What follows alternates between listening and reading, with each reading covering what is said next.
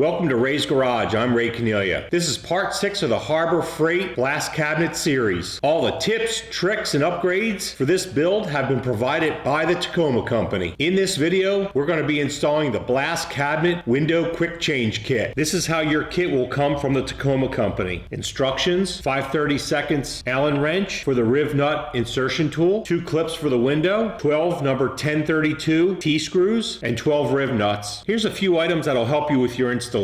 A tapered reamer, some number 1032 nuts, a good quality 3/4 inch wide by 1/16 thick high density foam tape, an open end wrench that will fit the flats of the riv nut insertion tool, a fine point marker, and a 5/32 chainsaw file. From the factory, the Harbor Freight window frame fits just fine. And the reason for that is their screws holding that frame and glass in are significantly smaller than a number 10 screw. So they have a hole that's a little bigger than a number 10 screw and a really thin screw. So it allows for misalignment of the holes. So I can almost guarantee you that your holes aren't going to line up. So to install this quick change window kit, we're going to need to do a little bit of work to this top piece. For those of you that already have the Harbor Freight frame and glass installed, go ahead and remove everything. Screws, nuts, glass, frame, the whole work. And then the next step, we're going to take this frame and we're going to put it under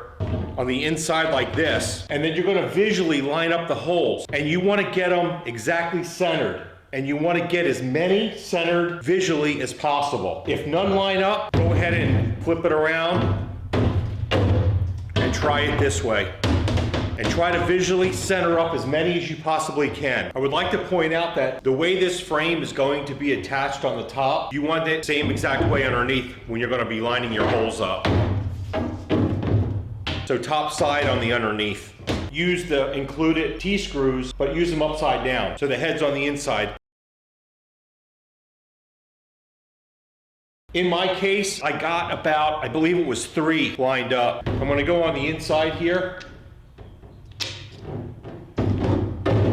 and I'm going to push it through, line up with the hole of course. I'm going to hold that T-screw in with a nut, and this is all just temporary. You'll be able to see if the frame lines up or not. So these are the only 3 that line up in my case. I flipped it around and looked down here. So now what you're going to do, after you have this thing where it's really not going to move, so the frame's basically sucked up against the inside, I'm going to look for my hole, and then I'm going to mark the metal. Once you get them all marked out, we're going to remove the frame and do a little file work. I'm going to go ahead and mark this frame so it gets indexed in the same orientation every time. Now let me explain to you why we have to do this. These holes are all punched out and they're pretty accurate. The problem comes in with this injection molded frame. The tolerances when they're injected molded are very hard to keep. So when these get pulled out of the mold, they shrink a little bit, they move around, and every single one are going to be a little bit different. When you're filing out your holes for the rib nuts, do not exceed 19/64, which is the diameter of the body of this rivet nut. If you exceed the diameter of this body, this might not bite onto. Most likely it won't. By filing these holes, we'll be recentering them. When we set the rivet nuts, they set in line with the hole in the frame, and we don't have to cut the holes out in the plastic.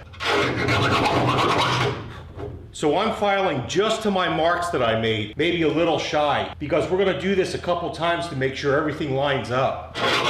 A nice sharp chainsaw file works great.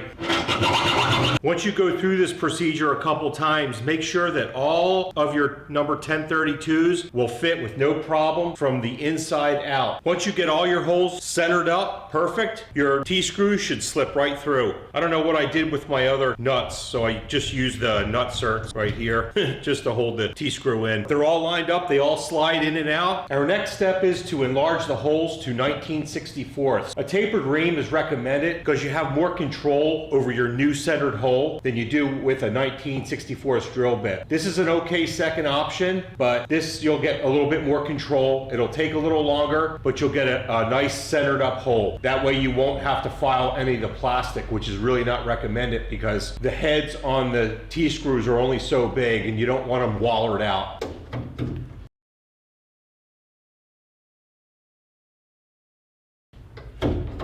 You could use a 19/64 drill bit or a nut cert to keep checking your hole because you don't want to go over that size. As you can see, these shoulders are very small, so you really don't have a very big window to work with here.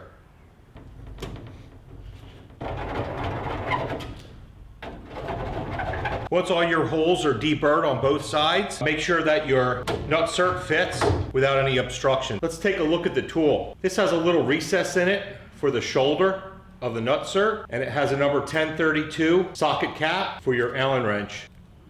It also has 2 flats for an open-end wrench. The whole idea is to keep this thing as flat as possible and do not over tighten it. You'll either ruin the rivet nut or snap off the socket cap. So if you're using an open-end wrench like this, which is recommended, this can kind of float a little bit and find its flat spot, and it will pull itself flat up against this panel.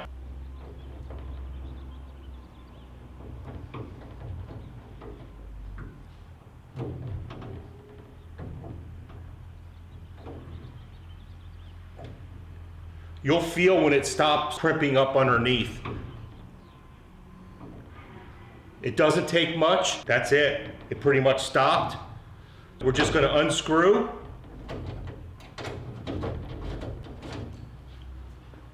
And there you have it. One set rivet nut.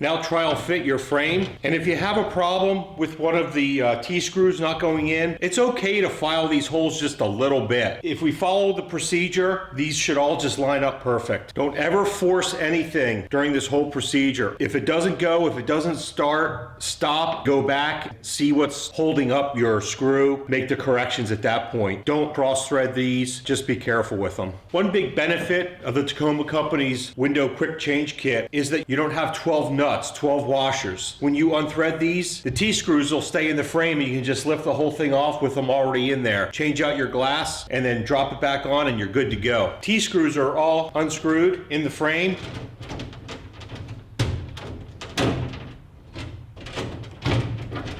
Lift off. We're going to install the foam tape next, and I wanted to mention that the Harbor Freight 1/8 inch thick, 3/4 inch wide tape will work just fine.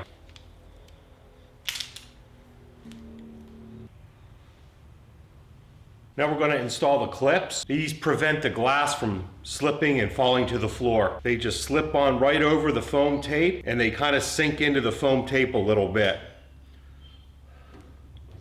Just like that. One on each side, there you have it. We're gonna do something a little bit different than what Harbor Freight recommends for the window. We're gonna go to Lowe's and get a piece of 36 by 24 plate, single strength glass, and have them cut it into 3 pieces for you.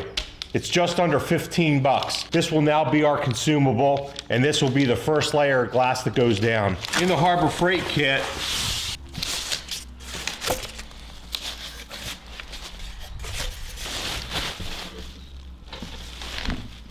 you get a piece of plexiglass, which we're gonna not use. You could use this for another project. We're gonna take these things and get rid of them. We're gonna keep the double strength piece of glass. This is gonna be your protection layer.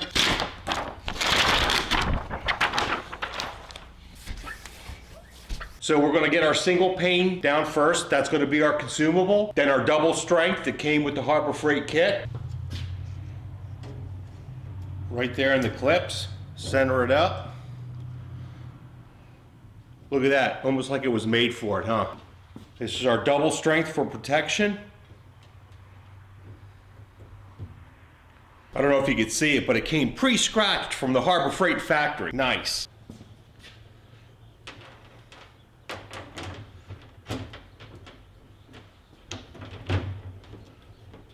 Look at that, they just pop right in. They just line up perfect. One Tacoma Company window quick change kit installed. This will conclude part 6. I hope you enjoyed. Stay tuned for part 7. A lot more good stuff coming your way.